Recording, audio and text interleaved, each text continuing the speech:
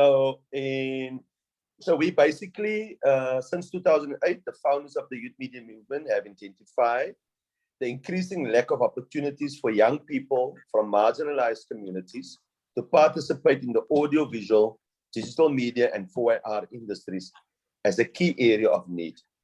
So when we look at what entails and how it's beneficial to youth, that the programs that we do is all structured into what the future will look like.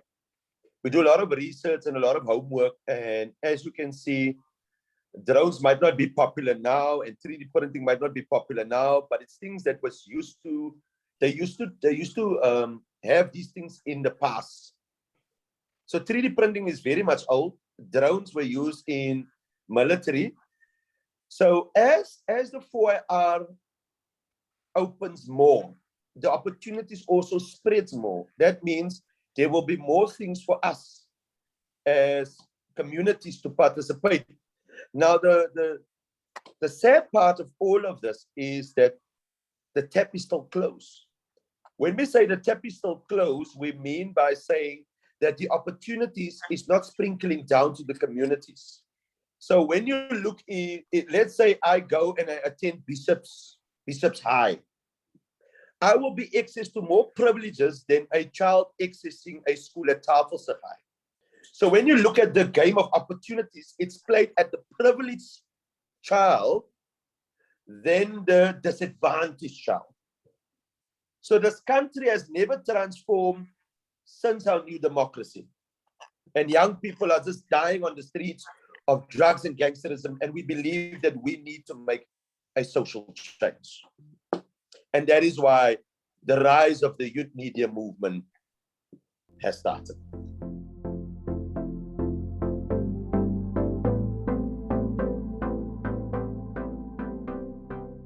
So I'm born in Manenberg, a place called Manhattan.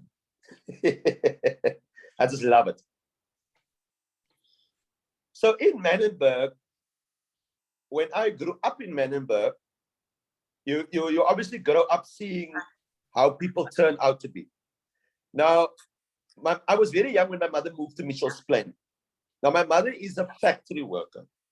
She used to work at Monviso Knitwear, which is in Bonteville. And my father is also a dropout at Stub B. So which means my parents is not very educated. So that's why they were not able to get fancy jobs. And as I grew up in this house, knowing where I was born and knowing where I stay today, I was looking at my future saying, what will the future be if I don't make any change? And the one change was we needed an institution that can help people like us, not others like us, because I'm born and bred in Manenberg, the heart of gangsterism and drugs and negativity and always the bad side of media. And the one thing we said in Mitchell's Plain, as I grew older, we need to have a center. And the center needs to focus on how do we digitally incline our young people, because I have young kids also. And currently now my daughter is studying online. And that is how we were looking at the future, saying that the center must be the piece to connect our youth.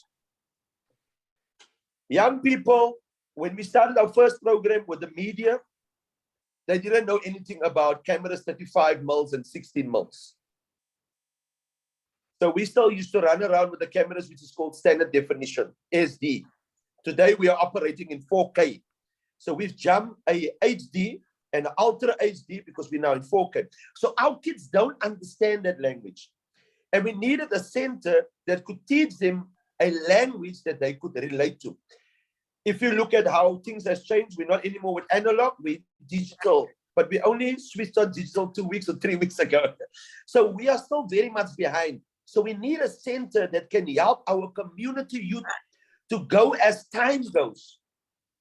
And that's why the 4IR is one of the programs that we said we need to make our bread and butter, because we have missed, well, not missed, we have moved through 3 revolutions. At the 4th, we need to make a change. And that's why the program that we started was making sure how do we build for our communities?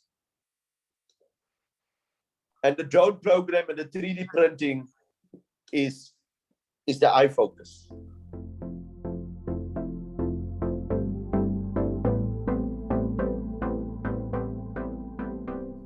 So what we do is we've discovered that when you do things on Facebook and on WhatsApp status and social media, you tend to have these people that that will want to join your program because they might not have anything to do, or people that say, you know, they're passing on. They say, "Oh, well, let's mense, jou kind kan nie by die huis bly nie, sit hom in die ding."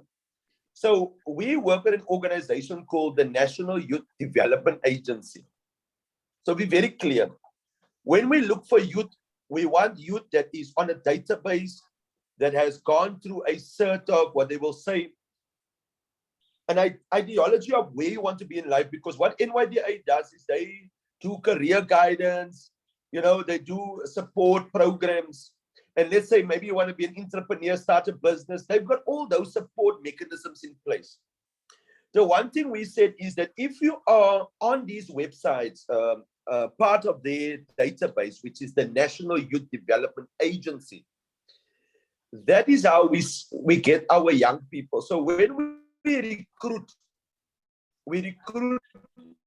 using a database, and this database is obviously by the NYDA. We also have a website, but we are just advertising it on our website.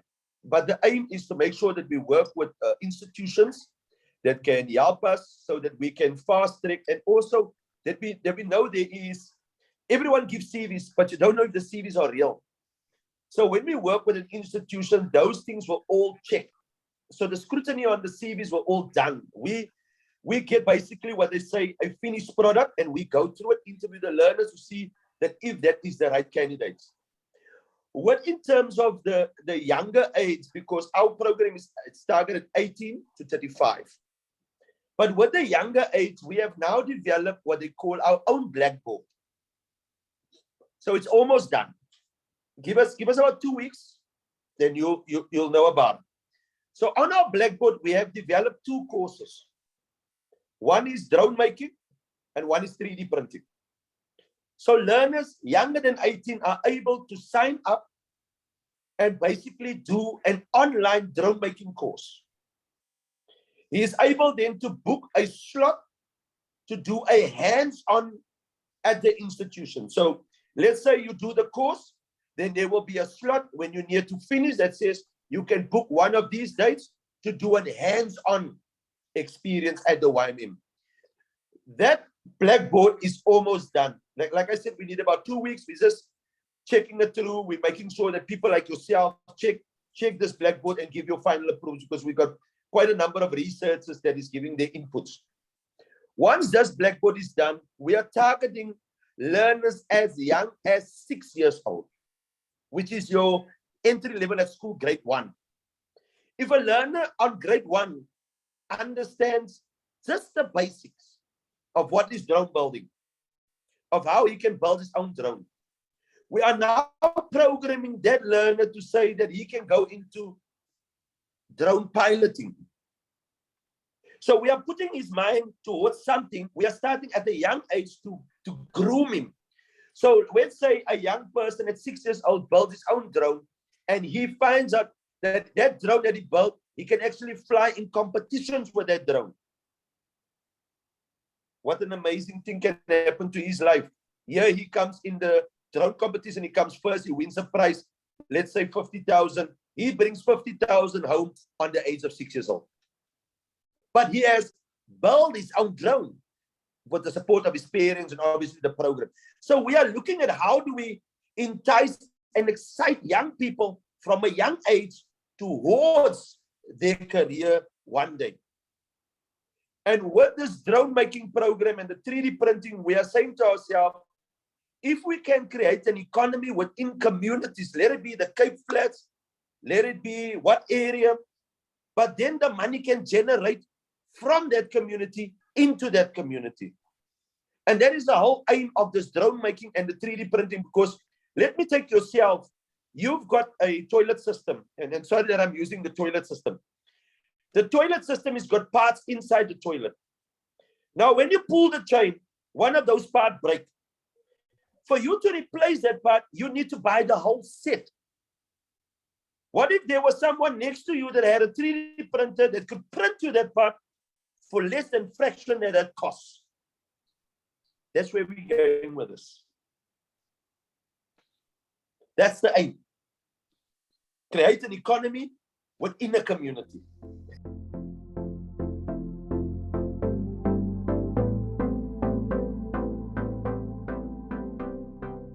The first advice is let your area, let your community, let the place where you stay, let the house where you grew up not determine your success. Let your parents, number one, let your parents not be an obstacle for your success. Because parents can also be obstacles. I remember my mother used to say to me when I was very young, and I used to say, in the creative space where I move, I need to create my own work. My mother never used to understand that. And my mother used to say when we go to families, and please don't get me wrong, I'm talking out of just to make sure we understand how young people also operate. So dan kom ons by die mense, by die families, dan sak my ma af. Weet jy, ek sê vir my kind, hy moet net vir my job kry, hy moet nie so skarrelie, hy het nie nodig om te skarrelie, hy kan even na by jou kom, wie ek ook. Dink ek, hy Here, kyk die vrou, weet jy, wat maak vir my happy nie? But the reason I'm not saying all parents, you can be a success through all your circumstances. No matter the weather, no matter the whatever we want to call it, the success is you. And if you don't believe in yourself, no one will believe in you. The best belief system is you, is I, and it's me. And I pray every day, and I wish all young people out there to make the most of this new revolution called Fourth Industrial Revolution. Embrace it. Make it yours. Break it into pieces so that you can fix it again, so that you can master it. The only way you become as good as whoever you look up, because we look up to actors or we look up to soccer players and we say, yo, he's good, we want to be like them. The only way you're going to get there, like them, or be better than them, is a belief system of yourself and the change that starts here. If I don't change this mind, no one is going to change it, and nothing will change in front of me. So I grew up in Mitchell's Plain. I don't think like Mitchell's Plain, and I don't act like Mitchell's Plain. I might wear the clothes of Mitchell's Plain. But guess what? When I go into a meeting or I see an opportunity, there's no Mitchell's Plain in me. It's strictly success. So my motivation to young people, especially in the drones and the 3D printing, Google is my friend. And search is my khataya. So Google is my friend, and search is my khataya. So if you have that two on your side, Google on the one side and search on the other side, nothing can stop you, because everything you want to know and everything you need to know is on Google. Google might not be the best philosophy or the best alternative, but in terms of research and guidance to practicalities and information, and also understanding how industries are changing and looking at gaps, there's Google and my good old khataya, search. You put anything in Google and then you ask my khataya to search it, and he will give you the best advice that no one will give you.